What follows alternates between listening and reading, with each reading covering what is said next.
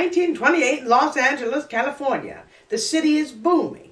It is 1 year before the stock market falls. People are moving out west to work in movies and in the oil fields. And George Ohlhausen, the adopted father of a young child named Merle, was kidnapped.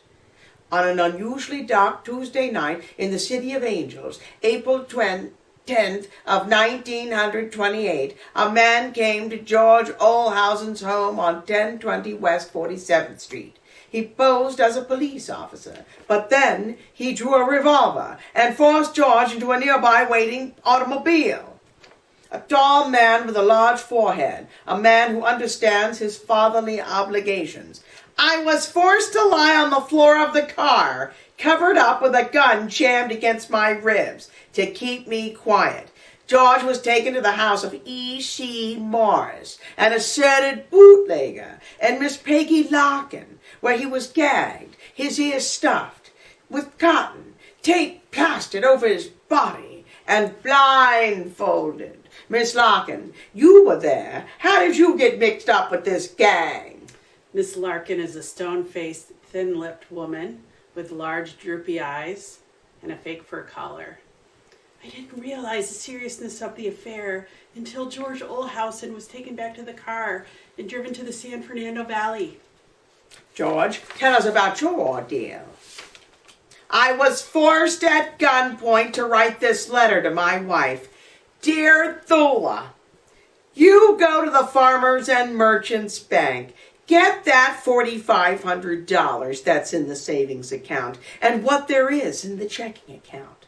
Also, there is 100 or 2 in the Pacific Southwest at Washington and Vermont, and take deeds of the house and raise the balance of $10,000.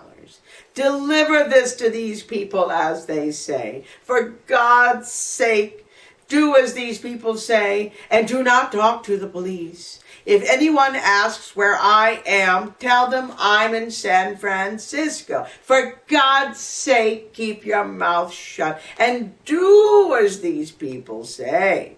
And the quicker you do this, the quicker I will get home. Have Curly help you. And tell him to keep his mouth shut. Signed, your daddy, George Ohlhausen. I found a taxi cab driver at Hollywood and Vine. I took his name and number and told them to deliver the letter.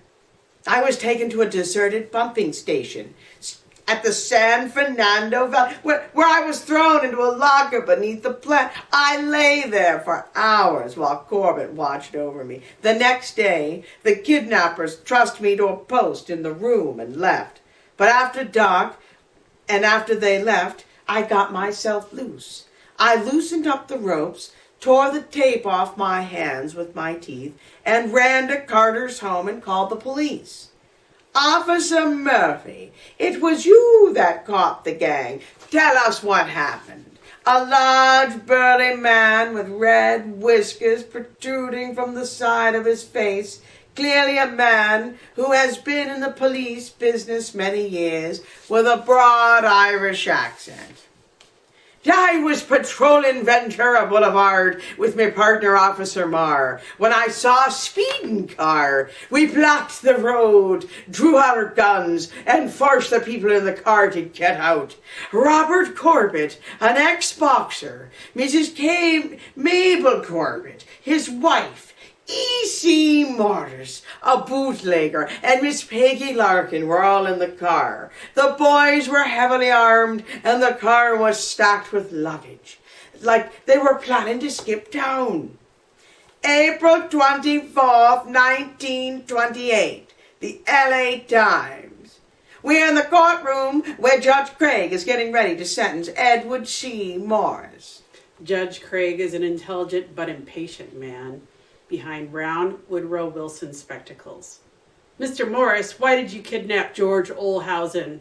Scruffy-looking man with stereotypical gangster manner, dark circles under his eyes, hair disheveled, standing in handcuffs and leg irons. I just got paid the outfit back for what they did to me for 2 years. They got 367 cases and 1,700 clams from me, and I didn't snitch on one of them. Who were these persons? I'll never tell. Pronounce your sentence as soon as possible. I'm ready to take my medicine, he said indignantly, with a scowl on his face, then straightening his back, his chin held high. Chief Klein, a portly man, interviewed by journalists outside the courthouse. A day after the kidnapping, a deserted car was found in a garage near George's house, loaded with expensive liquor. Was this connected? Questions still remain to this day. Did Merle miss her father? Did Curly keep his mouth shut? And most importantly of all, does crime pay? Ha! Stay tuned until next time.